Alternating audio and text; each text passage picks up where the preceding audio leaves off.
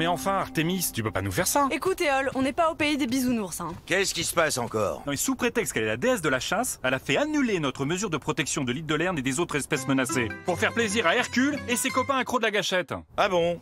D'ailleurs, je voulais te dire, c'est formidable tout le travail que tu fais en tant que dieu du vent, avec les énergies renouvelables et tout ça. Ah, merci. Ouais, Zéphyr au sud, Boré au nord, tous tes collaborateurs sur la question des vents directionnels, c'est très positif tout ça. Mais je voulais quand même te prévenir, on va faire passer l'Olympe au toute électricité. Quoi? Ouais, la foudre à l'ancienne s'est dépassée, on a commandé des éclairs nouvelle génération, avec une puissance 10 fois supérieure. Ça va être génial!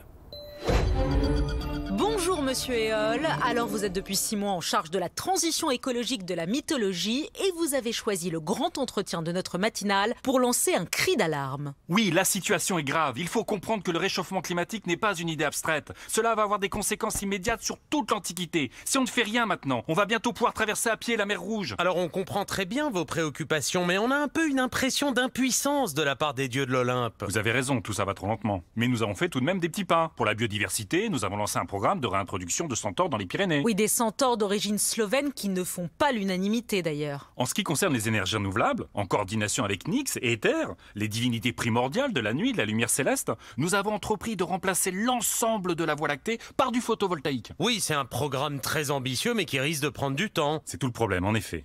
C'est pourquoi j'ai choisi de prendre mes responsabilités. Je ne peux pas continuer à cautionner devant l'urgence climatique l'inaction de l'Olympe. C'est-à-dire? C'est la décision la plus difficile de ma carrière. J'ai décidé de quitter la mythologie. Vous êtes sérieux? Absolument. Je vous rappelle que nous sommes sur Grèce Inter et que Nicolas Éole vient de nous annoncer sa démission en direct.